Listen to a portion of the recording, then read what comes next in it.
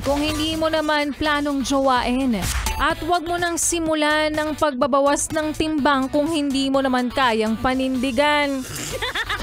Balik alindog ka pang nalalaman dyan. Tignan mo, magmamarch na. Sinabi mo yan January 1. Niniwala ako sa'yo. Papa beach body ka pa dyan. Hindi mo naman kayang panindigan. Galit na galit. Anong pakinga naman? And again, that was Don't Start Now by Dua Lipa. Lagi ka barista pa rin, yes friend, ang iyong kasama. Kachismisan, kakwentuhan at kaututang dila rin hanggang sa mga oras po na ito. At nakikinig ka pa rin patuloy. Dito pa rin sa iyong paboritong istasyon, nakabonding ang 101.1 Yes! FM.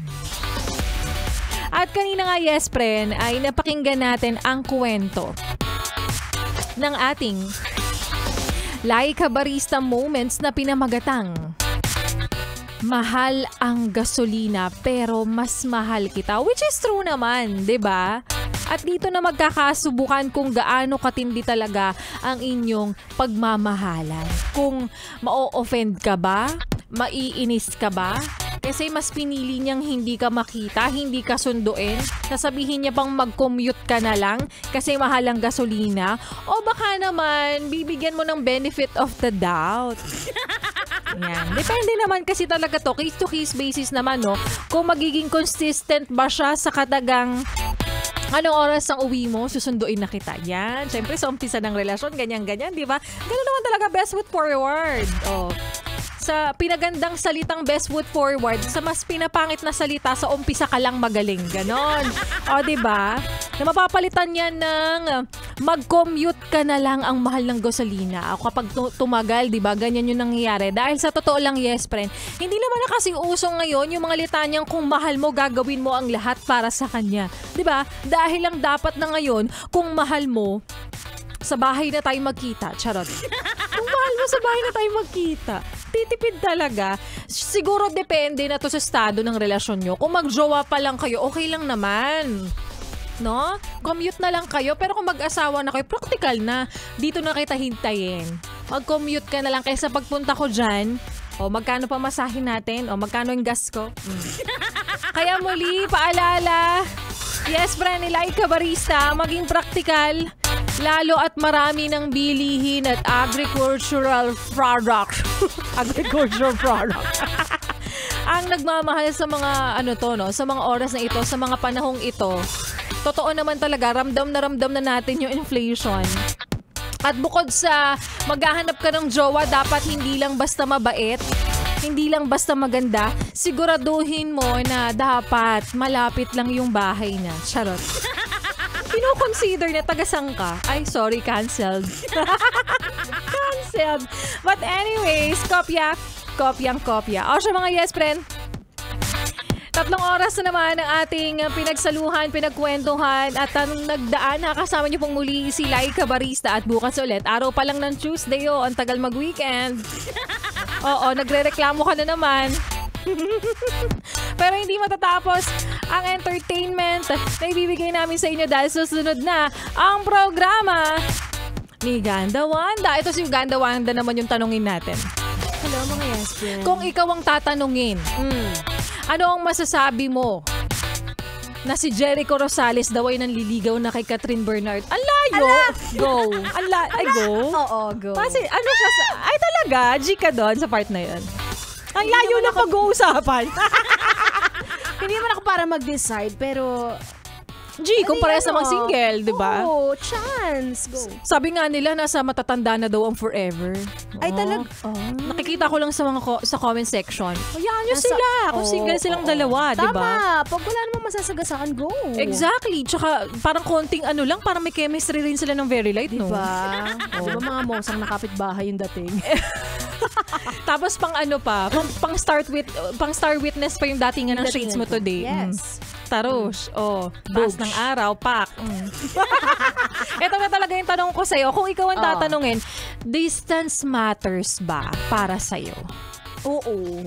Mas gusto mo ba yung mahaba o yung maikli lang?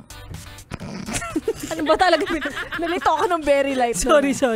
Hindi, syempre, di ba pag may jowa ka, Oo. kapag ang layo ng bahay niya, minsan nakakamiss, no? Oo. Na parang, hala, ang bilis naman nating magsasama lang kasi malayo pa yung uuwian ko Totoo. As a clingy person, gusto ko malapit lang. Di ba? Para nababantayan.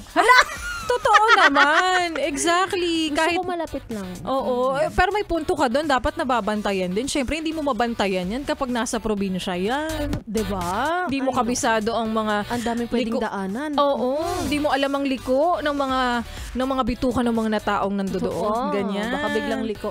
Ay, biglang liko na pala yung mangyayari. Totoo yan. Alam mo ko ako rin yung tatanungin. Mas gusto ko malapit lang siya. Like parang katabi ko na sa kama. Wow. Ay! Mas gusto ko yun. Kung tutuusin nga, mas gusto ko lagi na lang iisa yung uuwian namin. Yung gano'n. Mas tipid din yun. Totoo naman. Ta shower together. Oo, di ba? Shower together para magtipid. Oo. Isa na lang ng kumot. Gano'n. Yan! Isa na lang ng unan. Lahat. Isa ang kumot habang walang saplot. Kainis. Ay, totoo. Like a barista, ayoko nang malayo talaga. Oo naman, kahit sino naman, Oo. di ba? Nakakalungkot. Isipin mo yung ilan nga dyan, LDR na kung tawagin nila kapag taga-north ka, tapos siya taga-south. Yung tipong taga Bulacan, tapos Cavite ka. Oo, di ba? Uy, LDR na yun Sa akin, Diba? totoo, LDR talaga yun. Ganon yung sitwasyon yun ng ex mo nun? Hindi lang Cavite to Pasig. Medyo malayo rin Malayo din. Alam mo, Oo. LDR na yun sa akin eh. Oo. Basta kapag tayo, hindi tayo isa ng munisipyo. Oh, ay. Pag hindi mo kabisado yung liko dito sa may amin at hindi ko kabisado yung area sa inyo, LDR na yan for LDR me. na sa akin kapag nagka-carousel ka. Di ba? Pag nagka-carousel, Totoo. nagka-carousel bus pala. Oo. Totoo naman. Kaya yung iba, syempre depende na lang talaga ito eh. Kapag sinasabi nila na, ano ba, ang layo ng bahay mo eh, meet halfway na lang tayo. Oo. Ganyan. Tsaka ang hirap mag-away kapag ganyan. Ay, totoo yan. Kasi ang dami niyang pagtataguan. Tsaka parang isipin mo, hindi mo siya masundan. Oo. Ang hirap manuyo. Ang hirap manuyo kapag ang layo ng bahay. Nagtampo siya, wait lang. Nagtampo siya ngayon. Mga 3 hours ako bago makarating doon. Baka mamaya umalis na siya. Oo. O kaya baka mamaya expired na. Wala na. Oo. Tapos hindi na siya galit. Oo. Sayang yung Oo, paano? pinunta. Charot. Ay nako. Kaya para sa iyo, yes, na nakikinig ngayon, alam mo, habang naghahanap ka ng jowa, isa yan sa i-consider mo. Kung umuuwian siya ng probinsya, baka medyo pag-isipan mo, mahirap yan. Yes, discourage. Oy, may ilan na kaya, pero para sa atin. Hindi natin kaya. Aminado naman kami dun. Mas gusto namin nakatira ka lang sa bahay namin. O kaya naman itirahan nyo kami sa bahay nyo. Yeah. Parehas kasi namin bet ni Ganda Wanda. Yung mga basta malapit ka lang. As in like, magkatabi lang tayo. vicinity, ganon. Oo, magkatabi ng kama, magkaiba lang ng unan. Ala, magkaiba ba ng unan? Dapat isa lang. Ay, isa lang ba dapat? Super close naman yung masyado yung gusto mo. Di ba sabi nga sa kanta ni Rihanna? Ano? Close. Ay, ano yun? Ano yun? Eye to eye. Ayan. Shake. Super clingy naman pala. Ganon. At sa mga yes pa natin nakikinig sa mga oras na ito, ayan, para sa mas masaya. Oo, alam ko mas masaya kapag mas mahaba. Diyan ka magaling, di ba? Diyan ka nag-e-enjoy kasi ito na nga. Dahil mas pinahaba na po ang araw na bukas ang Star City. Oo, dahil from Wednesday to Sunday na nga bukas ang Star City starting Feb 28, 2024. So, sa Wednesday na nga yan. So, tandaan nyo po, 2 p.m. to 10 p.m. Wednesday to Friday. At 1 p.m. to 10 p.m. naman kapag Sabado at Linggo. Kaya naman, see you. Tara na. Star City, tara na. Yung sa'yo, ano yung... Tara na. Yan. Tara na. Marinig yung mga jingle namin dyan ni Ganda Wanda. O siya, ituloy pa natin ang mga kantahan. Yes, Brenda, si Ganda Wanda na ang bahala sa inyo 6 to 9 p.m. 69 ba gusto mo? Si Ganda Wanda na ang bahala sa'yo. Di nadamay ka ba sa mga ganito, no? Kasama rin ang susunod na kanta na kung ikaw ay papipiliin na ba gusto mo daw. Yung jowa mo, bad guy. O yung jowa mo, bad breath. Siyempre, doon. Parang hirap mamili. Parang parehas may consequence. Kaya naman here's Bad Guy by Billie Eilish dito sa 101.1 Yes FM.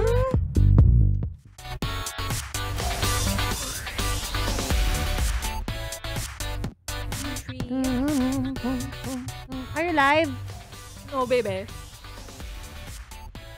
Worship. Anong ilalagay ko dito?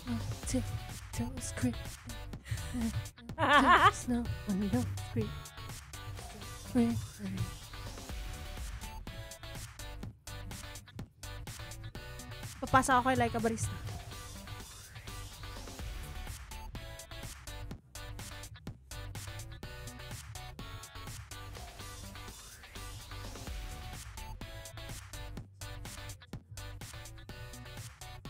Yung pangit ang itsura ko dyan, nakabuka ka. Tama na nga yan? Ay, pares mainit yung ulo. Tama na!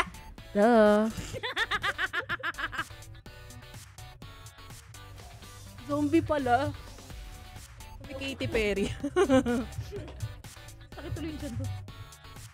Kailangan, ano ipapalit kong song dito?